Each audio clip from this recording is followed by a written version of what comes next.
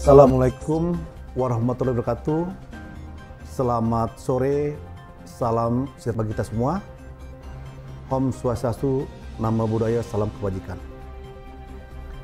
Bapak dan Ibu sekalian, pemerintah telah mengeluarkan kebijakan terkait penerimaan daerah agar kondisi masyarakat tetap bisa terlayani dengan baik dan pembangunan tetap bisa berjalan, utamanya dalam menghadapi era new normal pasca pandemi COVID-19. Kebijakan dimaksud yaitu terkait dengan relaksasi pajak dan retribusi daerah. Apa itu relaksasi pajak dan retribusi daerah? Adalah kebijakan pemerintah dan pemerintah daerah di masa pandemi COVID-19 sebagai dampak kebijakan pencegahan perluasan penularan COVID-19 yang berdampak pada penurunan pendapatan masyarakat karena berhentinya roda perekonomian. Adapun tujuan relaksasi pajak dan retribusi daerah untuk memberikan kelonggaran kepada masyarakat dalam pemenuhan kewajiban perpajakan dan retribusi daerah, baik berupa pembebasan, pengurangan, maupun keringanan.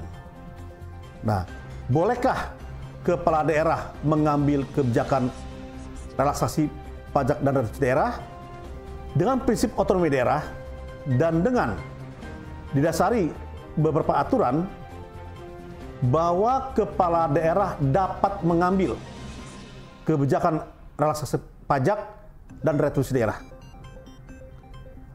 Apa payung hukumnya? Yaitu pasal 67, pasal 95, dan pasal 156 Undang-Undang 28 tahun 2009 tentang pajak dan retribusi daerah.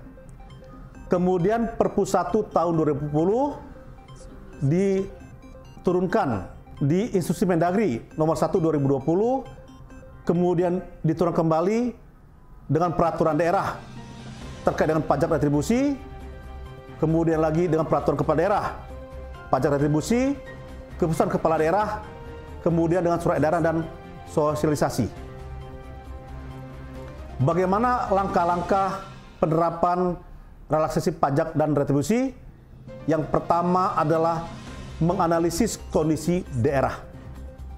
Bagaimana dilakukan oleh semua perangkat daerah untuk memperoleh gambaran kondisi daerah dari sudut pandang urusan serta melihat kesiapan dinas sesuai dengan tugas dan fungsinya. Kemudian memilih instrumen relaksasi. Wajib disesuaikan dengan analisis kondisi daerah, sehingga instrumen relaksasi antar daerah berbeda-beda dengan daerah lainnya.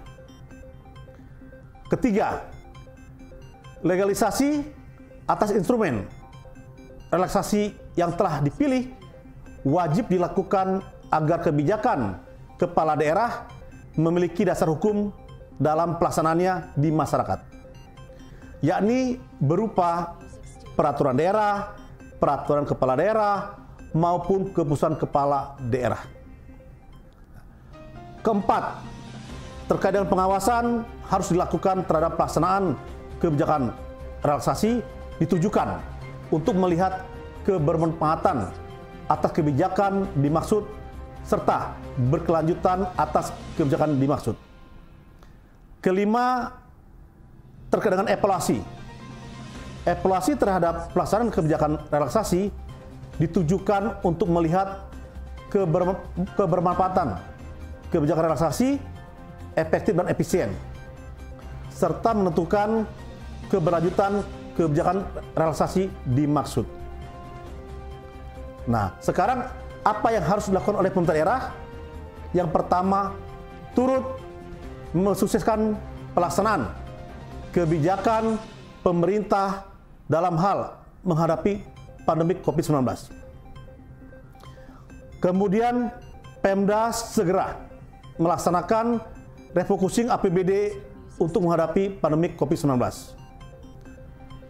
Ketiga,